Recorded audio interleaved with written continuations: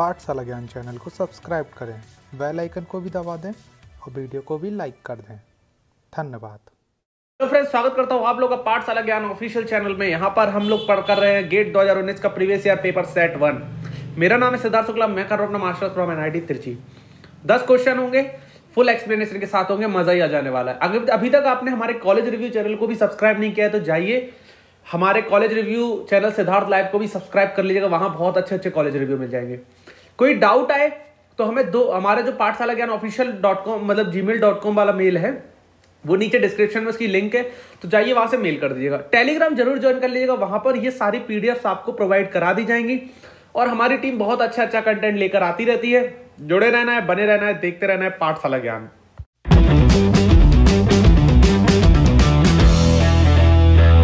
चलिए भाई लोग स्टार्ट करते हैं पार्ट 4 में। देखिए पहला क्वेश्चन क्या कहता है, air of mass 1 kg initially at 300 kelvin, 10 bar उसका प्रेशर है, allowed to expand isothermally. Isothermally हम उसे एक्सपांड कर रहे हैं टिल इट रीचेस, कब तक करेंगे, जब तक उसका प्रेशर 1 बार ना हो जाए। आप pressure of 1 bar, assuming air as an ideal gas, हमने आइडियल गैस मान लिया एयर को, विथ कॉन्स्टेंट 0.287। ये किसकी वैल्यू दी है, आर है, ठीक है। The change of entropy of air, अब एंट्रोपी ऑफ एयर बताना है। सिंपल देखो, हमें पता होना चाहिए एंट्रोपी का फॉर्मूला होता है डेल्टा एस बराबर CP ln T2 by T1 minus R ln P2 by P1। अब आपको पता है जैसे आइसोथर्मल है तो T2 बाई T1 तो जीरो हो जाने वाला है, आइसोथर्मल के केस में टेम्परेचर सेम है, ठीक है। Minus R ln P2 by P1 बनता है तो सिंपल क्या है, R ln P2 by P1 को क्या लिख सकते हो, माइनस R ln को minus R ln P1 by P2 लिख सकते हो, लिख लो। 0.287 ln 10 बाई 1 0.661 आंसर हो जाने वाला है ना। आसान क्वेश्चन। चलिए इसी में हम लोग अब आगे अगला क्वेश्चन देख लेते हैं। अगला क्वेश्चन क्या कहता है, a block of 10 kilogram rest on a horizontal floor, the acceleration due to the gravity is 9.81 metre per second square, coefficient of static friction between the floor and a block is 0.2। क्या दिया है, mu 0.2 दे दिया है ना, जी दे दिया है 9.81। A horizontal force of 10 Newton is applied on the block, the magnitude of force friction पूछ रहा है। देखो 10 न्यूटन का फोर्स लग रहा है तो म्यू कितना लग रहा है यहाँ पर, म्यू लग रहा है 0.2, तो म्यू एन लगेगा यहाँ पे, पीछे की तरफ फोर्स लगेगा, कितना लगेगा 0.2 इंटू 10 इंटू जी, है ना, कितना हो गया 19.62। लेकिन उसने कहा मैग्नीट्यूड बताओ। देखो यार, जब 10 न्यूटन का फोर्स लग रहा है और फ्रिक्शन के पास अपनी वैल्यू 19.62 है तो फ्रिक्शन पूरा 19.62 यूज ही क्यों करेगा, वो सिर्फ 10 न्यूटन यूज करेगा ना उसको रोकने के लिए। पूरा फोर्स, वो मैक्सिमम फोर्स 19.62 तक रोक सकता है।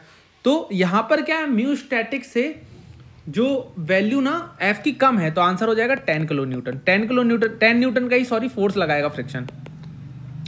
अगला क्वेश्चन देखो, अगला क्वेश्चन देखोगे 10 न्यूटन आंसर कर लो।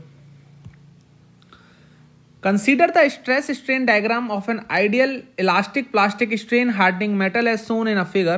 The metal was loaded in uniaxial tension from O. Upon loading, stress and strain curve passes through the initial yield point at P. ठीक है, यहां से yielding स्टार्ट हुई और कहां तक गई, Q तक गई, और Q पे क्या हुआ, स्ट्रेन हार्डनिंग हुई है, स्ट्रेन हार्डनिंग हुई है। Where the load was stopped, है ना, अब लोडिंग स्टॉप्ड कर दी तो ये अपने अनलोडेड किया तो ये अपने आर पोजीशन पे आ गई। Where the stress is zero, जहां पर स्ट्रेस क्या है, जीरो। यहां पर हमें पता है यहाँ पे सिग्मा की वैल्यू जीरो है, ये सिग्मा की वैल्यू की है। Same specimen is reloaded in tension of from point R, the value of stress at which material yields again. देखो आपको याद रखना है, स्ट्रेन हार्डनिंग उसी पॉइंट पर होती है जहां पर अल्टीमेट मैक्सिमम टेंसाइल स्ट्रेस मिलती है, यूटीएम मिलती है। और क्यूब पे क्या हो चुका है, स्ट्रेन हार्डनिंग हो चुकी है। मतलब अब 210 MPa से ज्यादा स्ट्रेस पे इससे ज्यादा ऊपर जा ही नहीं सकता। इसके बाद क्या होगा, ये कर्व नीचे की तरफ जाएगा और यहां पर फ्रैक्चर हो जाएगा, ठीक है, फेलियर हो जाएगा। तो 210 इसका आंसर हो जाने वाला है, यही होगी मैक्सिमम स्ट्रेस जहां पर यील्डिंग स्टार्ट होगी दोबारा, ठीक है। अगला क्वेश्चन देखो, अगला क्वेश्चन कहता है इवेल्यूएट ऑफ /0 से 4 x³ dx using a 2 equal segment trapezoidal rule gives y a value of. चलिए ट्रेपेजॉइडल रूल लगाना है, किस पे लगाना है? हमें लगाना है 2 से 4 x³ dx पे। आप समझो, अब ये देखो, ये है b लिमिट, ये है a लिमिट, तो h बराबर क्या आ जाएगा? b minus a by N. 2 segment में बोला है उसने, 2 सेगमेंट में, तो 4 माइनस 2 बाई 2 1 आ गया। तो y बराबर क्या ले लो? 2 ले लो, 3 ले लो, 4 ले लो। इस पे x³ की वैल्यू क्या आ जाएगी? 2³ का 8 हो जाएगा, 3 का 27, 4 का 64। फॉर्मूले में वैल्यू रख दो, ठीक है। Integration y dx h by 2 y not plus Y N plus 2y1, 8 plus 64 plus 2 into 27, 63 is the answer. अगला क्वेश्चन आ जाओ। अगला क्वेश्चन क्या कह रहा है? A rotor of turbojet engine of an aircraft has a mass of 180 kg। एक rotor है जिसका मास है 180 kg। मास लिख लो, 180 kg लिख लिया भाई। पोलर मूवमेंट ऑफ इनर्शिया 10, ठीक है। पोलर मूवमेंट ऑफ इनर्शिया 10 लिख लिया, 10 kilogram per metre square about the rotor axis. The rotor rotates at a constant speed of 1100 radian per second. भैया ओमेगा लिख लिया, 1100 रेडियन पर सेकेंड। हो गया कि नहीं हो गया? हो गया बाबा। In the clockwise direction when viewed from the front of the aircraft. हमने एयरक्राफ्ट के आगे से जब देखा तो aircraft while flying at a speed of 800 kilometre per hour, तो जो स्पीड थी v थी वो 800 किलोमीटर पर आवर थी। Takes a turn with a radius of 1.5 kilometre to the left. Radius कितना है? 1.5 किलोमीटर है। The gyroscopic movement exerted by the rotor on the aircraft structure and direction of the motion nose. देखो, हमें पहले तो निकालना है कि डायरेक्शन निकालना है और हमें टोटल क्या निकालना है? गायरोस्कोपिक मूवमेंट निकालना है। देखो, वैल्यू तो गायरोस्कोपिक कपल की मैं निकाल दूंगा, डायरेक्शन की वैल्यू समझना बहुत जरूरी है। डायरेक्शन की वैल्यू आप समझो, जैसे जैसे मैं बोलता जा रहा हूं उस तरीके से आप समझते जाओ। पहले उसने क्या बोला? उसने बोला कि मैंने रोटर रोटेट कर रहा है क्लॉकवाइज डायरेक्शन में, जब मैंने उसे आगे से देखा। तो अगर आप सोचो कि आपके सामने से एक प्लेन आ रहा है, समझो ये कोई प्लेन है आपके सामने से आ रहा है, आप ऐसे खड़े हो, है ना। इसमें आगे यहाँ पे देखो रोटेटर लगा हुआ है, रोटेट करने वाला। अब आप जब देखोगे इसको रोटेट करते हुए तो ये क्लॉकवाइज डायरेक्शन में रोटेट कर रहा है, बोल रहा है। तो मतलब कुछ इस डायरेक्शन में रोटेट कर रहा है। अगर रोटेट कर रहा है तो आप अपने हाथ को, अपने राइट वाले हाथ को ऐसे रोटेट करिए क्लॉकवाइज डायरेक्शन में, तो आप देखेंगे आपका जो अंगूठा है ना वो पीछे की तरफ मूव कर रहा होगा। आप ऐसे रोटेट करिए तो आपका अंगूठा पीछे की तरफ जा रहा होगा, ठीक है। उसके बाद क्या कह रहा है? वो कह रहा है कि उसने लेफ्ट लिया। उसने लेफ्ट लिया तो मतलब अब देखो, अगर ये है तो लेफ्ट इसका क्या होगा? ये होगा। तो आपको इसको, अब देखो, जब आप क्या करिए, अपने हाथ को आप रोटेट कर रहे थे, अंगूठे को लेफ्ट घुमाइए, राइट वाले हैंड के अंगूठे को लेफ्ट तरफ घुमाइए और उसे मिलाइए। अब उसे मिलाइए, आप लोगों ने मिलाया, उसे नीचे से नीचे मिलाइए। अब देखिए, अब आपको क्या दिखेगा? आपका हाथ देखिए कहाँ खुल रहा है। हाथ आपका किस साइड खुल रहा है? तो हाथ आपका नीचे, पीछे वाला पोर्शन नीचे की तरफ जा रहा होगा, पीछे का पोर्शन नीचे की तरफ, आगे का पोर्शन ऊपर की तरफ आ रहा होगा, है ना। तो अब देखो, ये हो गया, पीछे का पोर्शन नीचे जा रहा है तो नोज क्या हो रही है? अप हो रही है। पीछे का पोर्शन डाउन हो रहा है। ये हो गया तुम्हारा पहला आंसर, ठीक है। नोज के साथ क्या फर्क पड़ेगा? अब देखो, m बराबर क्या हो गया? 180 kg, I बराबर 10 kilogram per metre square, omega 1100 radian. Omega p की वैल्यू होती है v/r, 800 इंटू 5/18 अपॉन 1.5। किलोमीटर को अपन मीटर पर सेकंड, रेडियन पर सेकंड में बदल रहे हैं ना, इंटू 1000, 0.148। c बराबर क्या हो गया? I omega p, 1629.6 newton metre. तो आंसर कौन सा हो जाने वाला है? यहां से हो जाना है बी आंसर। अगला क्वेश्चन देखो, अगला क्वेश्चन क्या कह रहा है? A solid cube of side 1 metre is kept at a room temperature of 32 degree C. The coefficient of linear thermal expansion of a cube material is 1 into 10⁻⁻⁵. Bulk modulus 200 GPa. If the cube is constructed all around the heated uniformly 42 degree C, the magnitude of volumetric mean stress induced to, है ना। अब इसका देखो, simply आपको मैं समझाता हूँ बहुत आसान भाषा में।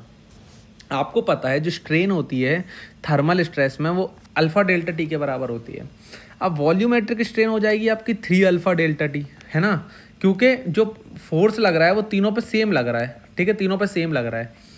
अब स्ट्रेन को अगर आप स्ट्रेस में बदलना चाहते हैं अगर, तो आपको क्या लिखना पड़ेगा, मतलब देखो अगर वॉल्यूमेट्रिक है, ये वॉल्यूमेट्रिक है, तो आपको पता है अगर एक पोर्शन के लिए निकाल लो सिग्मा 1 के लिए, तो ये हो जाएगा एप्सिलॉन 1y माइनस ई upon mu time epsilon 2 plus epsilon 3y ई।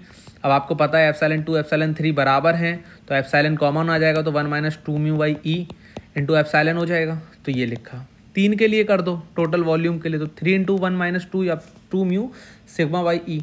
अब आपको ये मिल गया। अब आपको पता है ई की वैल्यू क्या होती है, ई की वैल्यू होती है 3 के 1 minus 2 mu, 1 minus 2 mu, 2 mu cut गया है ना, 3 से 3 कट गया, तो एप्सिलॉन वी कितना आ गया 3 K alpha delta T. Answer आ जाएगा 60 answer. Plane strain compression forging, plane strain compression forging shown in the figure, the strain in the z direction is 0. The yield strength SY in uniaxial direction tension and compression of the material of the block is 300 MPa. It follows the Triska maximum stress criterion theory that the entire block has started yielding sigma x बराबर 40 MPa, tau x बराबर 0 and sigma y की value वो पूछ रहा है। अब आपको पता है उसने सिग्मा एक्स दे दिया आपको 40 MPa, टाउ को 0 करवा दिया उसने, है ना, और strain in the Z direction 0 करा दिया, और सिग्मा बाई पूछ रहा है, तो कैसे निकालोगे? सिंपल, आपको पता है यहाँ पर लगेगी आपकी Tresca theory, sigma 1 minus sigma 2 by 2 less than equal to S by T by 2, और यहाँ पे ये है फैक्टर ऑफ सेफ्टी। अब देखो, अब यहाँ पे सिग्मा 1 और सिग्मा 2 की वैल्यू देखो, सिग्मा 1 की वैल्यू उसने क्या बोली है, सिग्मा 1 दिया उसने कंप्रेस है 40 MPa, तो माइनस का हो जाएगा, ठीक है। तो सिंपल समझो, पहले आप सिग्मा जो 1 था उसको मान लो minus 40 minus sigma 2 300 by 2, sigma 2 निकल आया माइनस 340 MPa। अब सिग्मा 2 को माइनस 40 मान लो, कुछ भी हो सकता है यार, सिग्मा 1 भी माइनस 40 हो सकता है, सिग्मा 2 भी माइनस 40 हो सकता है, क्या पता कौन बड़ा था। सिग्मा 1 माइनस 40 अपन 2 300 बाई 2, ये आ गया सिग्मा 1 हो गया 260 टेंसाइल। दोनों ही आंसर गिवन है, 260 MPa टेंसाइल भी गिवन है, 340 कंप्रेसिव भी गिवन है। पर याद रखो फोर्जिंग में हमेशा ना कांट भी टेंसाइल, फोर्जिंग कभी टेंसाइल नहीं हो सकती, हमेशा कंप्रेसिव होनी चाहिए, तो 340 कंप्रेसिव को आंसर देना पड़ेगा, डी आंसर हो गया आपका। अगला question, harmonic function is analytical, it satisfied the Laplace condition, ये लाप्लास कंडीशन है, is harmonic function and the conjugate harmonic function VXY पूछ रहा है ना, UXY दे दिया है, तो और एनालिटिकल है, तो सिंपल याद रखो, पहले क्या करो, del U Y del X कर दो।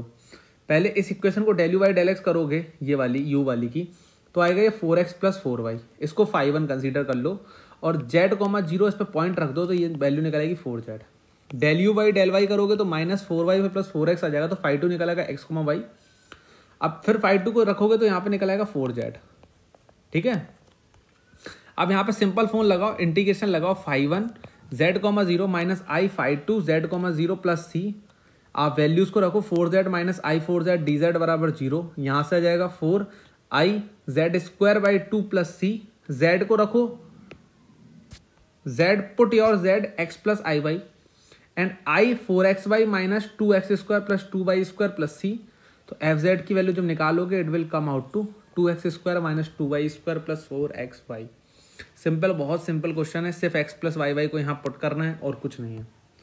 अगला क्वेश्चन देखो, a gas is heated in a duct that flows over the resistance, consider the 101 kilowatt electric heating system, the gas enters a heating section at a duct of 100 kPa 27 degree C.